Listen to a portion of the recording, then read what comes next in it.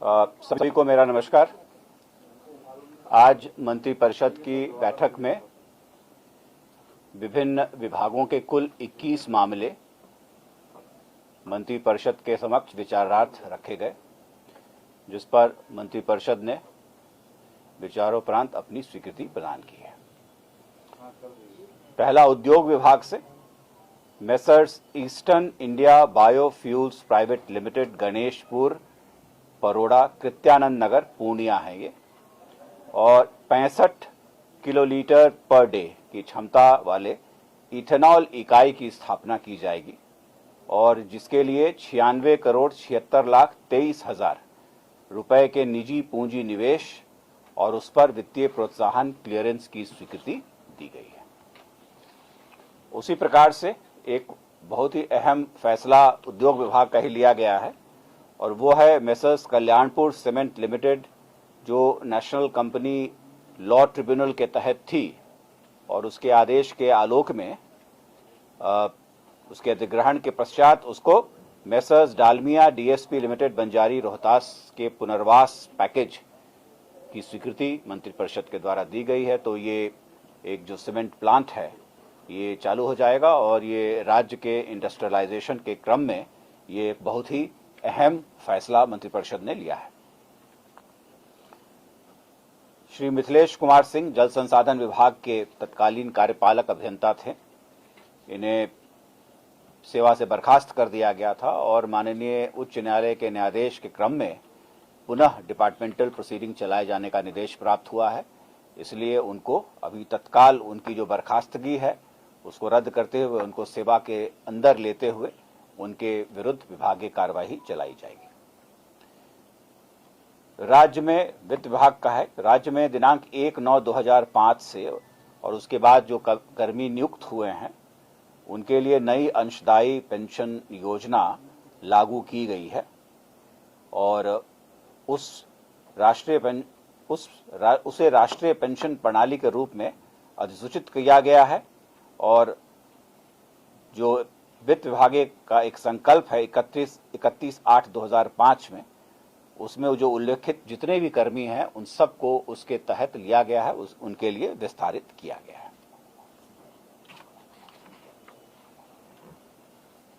इसी प्रकार से वित्त विभाग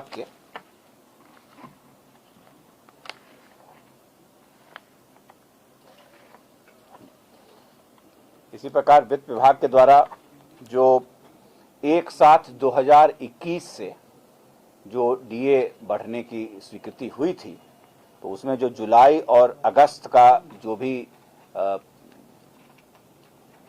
बकाया राशि है वो सीएफएमएस में एक ही महीने का लेता है। इसलिए ये मंत्रिपरिषद ने निर्णय लिया है कि इस बकाया राशि को अक्टूबर महीने का जब वो सैलरी लेंगे तो उसी के साथ उसे एकमुश्त करके उसका भुगतान कर दिया जाएगा। वित्त विभाग के ही दो अन्य अहम फैसले हैं। एक है कि कुछ एक कर्मी हैं बिहार सरकार के जो सिक्स्थ पे कमीशन से गाइडेड होते हैं, तो जो सिक्स्थ पे कमीशन से गाइडेड होते हैं उनके लिए 1/7/2021 से उनका जो डीए था वो 164% से बढ़ा करके 189 किया गया है और जो पंचम पे स्केल से कनेक्टेड हैं, कुछ एक कर्मी हैं, उनका जो डीए है वो 1/7/2021 से 312% के स्थान पर 356% किया गया है। तो ये वित्त विभाग के फैसले थे। सामान्य प्रशासन विभाग के द्वारा जो बिहार तकनीकी सेवा आयोग अधिनियम 2014 है और उसका जो एक्ट है उस एक्ट में संशोधन किया गया है और संशोधन का जो प्रारूप है इस पर आज मंत्रिपरिषद के द्वारा स्वीकृति दी गई है। वर्ष 2022 का जो कैलेंडर ईयर है उसमें निगोशिएबल एक्ट के तहत जो छुट्टियां दी जाती हैं, आज उन छुट्टियों के प्रारूप पर मंत्रिपरिषद की स्वीकृति दी गई है और यह हर वर्ष होता है। और श्रीमती संगीता रानी हैं, तत्कालीन सब जज सह एसीजेएम मंझौल बेगूसराय।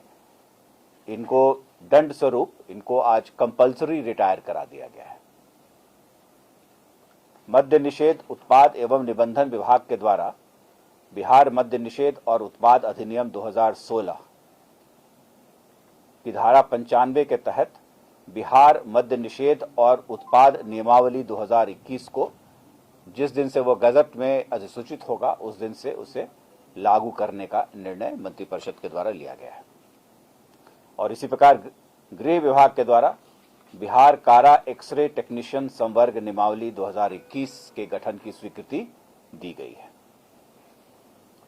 जो पहले परिवहन विभाग के अंतर जो राज्य परिवहन अपीलीय न्यायाधिकरण था, उसको पुनर्गठित करते हुए उसे राज्य स्तरीय दावा न्यायाधिकरण का रूप दिया गया है और उसके सुचारू रूप से चलाने के लिए अपर जिला परिवहन पदाधिकारी एवं समकक्ष स्तर के 2 पद, एमवीआई के स्तर के 2 पद, आशु लिपिक का एक उच्च वर्गीय लिपिक और एक निम्न वर्गीय लिपिक के पद के सृजन का प्रस्ताव था, जिस पर मंत्रिपरिषद के द्वारा स्वीकृति दी गई है।